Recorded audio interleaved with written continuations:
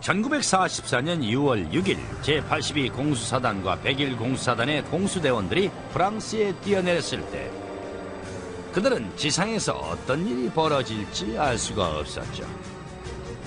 그래서 어떤 상황에도 대비를 해야 했습니다. 그들은 무기와 탄약, 음식물을 M1942 점프복의 주머니 안에 챙겨놓고서 출정을 했죠.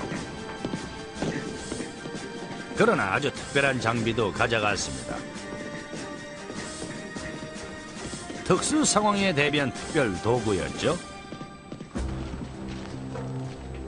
캘리포니아 역사그룹의 101 공수사단 회원들이 혹시 모를 문제에 대비해 D-Day에 갖추었던 최고의 장비를 보여주었습니다. 예를 들어 나무에 걸렸을 땐 어떻게 내려왔을까요? 단검들이 지급됐는데 스위치 블레이드로 나무에 걸렸을 때 낙하산 줄을 끊고 지상에 내려왔죠. 낙하산 줄만 끊으면 바로 내려오죠. 만약 나무가 너무 높아 뛰어내려서 없을 땐 10m 길이의 하강 밧줄을 이용해 안전하게 미끄러져 내려왔죠. 다음 문제. 지상에 내려온 뒤에는 어떻게 아군과 적군을 식별했을까요? 지금은 한밤중이라는 것을 잊어서는 안 되죠. 야시경이 만들어지기 전 시대라는 것도요. 101 공사단의 부대원들에겐 귀뚜라미라는 작은 노쇠 클리커가 지급됐죠. 영락없이 완고점에서 살 수 있는 어린이 장난감입니다. 가장 일반적인 방법은 귀뚜라미였죠. 한번 클릭하고 응답을 기다립니다. 만약 한 번 클릭했는데 두 번의 응답이 오면 사격 중지, 아군이다 하는 뜻이죠. 먼저 뛰어내린 공수부대원의 일부는 선도자라고 했는데 이들은 어둠 속에서 아군을 확인하는 다른 방법이 있었습니다. 선도자는 헬멧의 뒤에 발광 디스크를 부착했어요. 30초만 누르면 몇 시간 빛을 냈죠. 이 작은 발광 디스크는 폼 라디움으로 만들었는데 밤에 시계를 발광시키는 것과 같은 물질이죠. 프랑스 침투에서 사용된 가장 유명한 창조물은 맞춤 제작한 탄약 행랑으로 정비공들이 손수 꿰맸습니다. 이 행랑엔 일반 표준 장비보다 총알과 수류탄이 2배나 많이 들어갔죠. 개조된 이 톰슨 기관총 탄창 행랑은 병사들의 기막힌 재주를 잘 보여주는 것으로 병사가 최대한 많은 탄약을 빨리 잡을 수 있게 가슴에 2개의 행랑을 교차로 걸치게 했습니다. 그럼 만약에 독일군이 독가스로 반격을 한다면 어떻게 할까요? 이들은 특수 방수 공격용 가방에 방독면을 담고 이동했습니다. 그래서 습지에 떨어진다고 해도 방독면이 젖지 않게 가방이 보호해줬죠. 또한 모든 공수대원은 어깨 위에 독가스 감지 견장을 차고 있었습니다. 이 견장은 화학약품 처리가 돼서 독가스가 살포될 경우 색깔이 변해서 바로 지금 방독면을 착용하라는 경고를 해주었습니다. 노르망디에 도착한 뒤에 2, 3일 후에도 독가스가 없었습니다. 그래서 공수부대원들은 방독면을 버리고 가방 안에다 담배하고 비상식량을 가득 채웠죠. 적의 후방에 의료품도 없이 홀로 떨어져 있는데 부상을 당했다면 어떻게 하겠습니까? 일단 개인 소장의 구급약품의 도움을 받아야겠죠? 공수부대원용은 일반 보병용과는 달랐습니다. 그들에겐 몰핀과 지혈대가 주어졌죠. 점프하다 다치거나 동료들과 멀리 떨어진데도 의료 지원은 없었어요. 스스로 해결해야 했습니다. 스스로 몰핀을 넣고 총상 입은 다리를 묶고 지혈하고 지혈대를 붙여야 했죠. 구급상자를 감은 2개의 끈은 언제든 유용하게 사용할 수가 있었습니다. 가장 좋은 곳은 점프할 때 닿지 않은 곳이죠. 줄 위나 다리 위에 묶어두면 걸려 떨어져 나가지 않습니다. 일부 병사들은 영국에서 만들어진 다리 가방을 써보기도 했습니다. 이 가방은 무거운 물건을 담아 밧줄로 다리에 묶도록 설계됐죠. 말은 좋지만 실효성은 꽝이었죠. 무거운 가방이 바람을 막고 밧줄이 풀려버리면 장비가 사방으로 흩어져 버렸습니다. 재수없는 대원은 착지한 뒤에 무기도 탄약도 음식도 없었습니다. 그 전쟁에서 가장 중요한 작전을 시작하기엔 바람직하지 못한 방법이었죠. 공수 낙하 문제에 관한 한 꼭 짚고 넘어가야 할 게 있습니다. 병사들이 제로니모 하면서 뛰어내리는 건 할리우드에서 만든 겁니다. 실제 공수부대원들이 외치는 말은 아마 이거에 더 가까울 겁니다. 이런 탄약을 빨리 잡을 수 있게 가슴에 2개의 행랑을 교차로 걸치게 했습니다.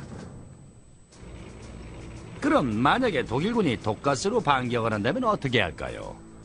이들은 특수 방수 공격용 가방에 방독면을 담고 이동했습니다. 그래서 습지에 떨어진다고 해도 방독면이 젖지 않게 가방이 보호해 주었죠. 또한 모든 공수대원은 어깨 위에 독가스 감지 견장을 차고 있었습니다. 이 견장은 화학약품 처리가 돼서 독가스가 살포될 경우 색깔이 변해서 바로 지금 방독면을 착용하라는 경고를 해주었습니다. 노르망디에 도착한 뒤에 2, 3일 후에도 독가스가 없었습니다. 그래서 공수부대원들은 방독면을 버리고 가방 안에다 담배하고 비상식량을 가득 채웠죠. 적의 후방에 의료품도 없이 홀로 떨어져 있는데 부상을 당했다면 1944년 6월 6일 제82 공수사단과 101 공수사단의 공수대원들이 프랑스에 뛰어내렸을 때 그들은 지상에서 어떤 일이 벌어질지 알 수가 없었죠. 그래서 어떤 상황에도 대비를 해야 했습니다. 그들은 무기와 탄약, 음식물을 M1942 점프복의 주머니 안에 챙겨놓고서 출정을 했죠. 그러나 아주 특별한 장비도 가져갔습니다. 특수 상황에 대비한 특별 도구였죠. 캘리포니아 역사그룹의 101 공수사단 회원들이 혹시 모를 문제에 대비해 D-Day에 갖추었던 최고의 장비를 보여주었습니다. 예를 들어 나무에 걸렸을 땐 어떻게 클릭했는데 2번의 응답이 오면 사격 중지! 아군이다! 하는 뜻이죠. 먼저 뛰어내린 공수부대원의 일부는 선도자라고 했는데 이들은 어둠 속에서 아군을 확인하는 다른 방법이 있었습니다. 선도자는 헬멧의 뒤에 발광 디스크를 부착했어요. 30초만 누르면 몇 시간 빛을 냈죠. 이 작은 발광 디스크는 폼 라듐으로 만들었는데 밤에 시계를 발광시키는 것과 같은 물질이죠. 프랑스 침투에서 사용된 가장 유명한 창조물은 맞춤 제작한 탄약 행랑으로 정비공들이 손수 꿰맸습니다. 이 행랑엔 일반 표준 장비보다 총알과 수류탄이 2배나 많이 들어갔죠. 개조된 이 톰슨 기관총 탄창 행랑은 병사들의 기막힌 재주를 잘 보여주는 것으로 병사가 최대한 많은 어떻게 하겠습니까? 일단 개인 소장의 구급약품의 도움을 받아야겠죠? 공수부대원용은 일반 보병용과는 달랐습니다. 그들에겐 몰핀과 지혈대가 주어졌죠. 점프하다 다치거나 동료들과 멀리 떨어진데도 의료 지원은 없었어요. 스스로 해결해야 했습니다. 스스로 몰핀을 넣고 총상 입은 다리를 묶고 지혈하고 지혈대를 붙여야 했죠. 구급상자를 감은 2개의 끈은 언제든 유용하게 사용할 수가 있었습니다. 가장 좋은 곳은 점프할 때 닿지 않은 곳이죠. 줄 위나 다리 위에 묶어두면 걸려 떨어져 나가지 않습니다. 일부 병사들은 영국에서 만들어진 다리 가방을 써보기도 했습니다. 이 가방은 무거운 물건을 담아 밧줄로 다리에 묶도록 설계됐죠. 말은 좋지만 실효성은 꽝이었죠. 무거운 가방이 바람을 막고 내려왔을까요? 단검들이 지급됐는데 스위치 블레이드로 나무에 걸렸을 때 낙하산 줄을 끊고 지상에 내려왔죠.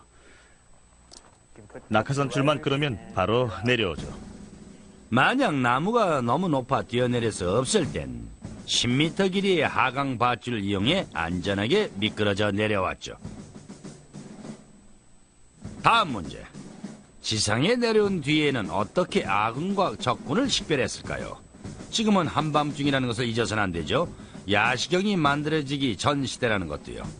101 공사단의 부대원들에겐 귀뚜라미라는 작은 노쇠 클리커가 지급됐죠. 영락없이 완고점에서 살 수 있는 어린이 장난감입니다. 가장 일반적인 방법은 귀뚜라미였죠. 한번 클릭하고 응답을 기다립니다. 만약 한번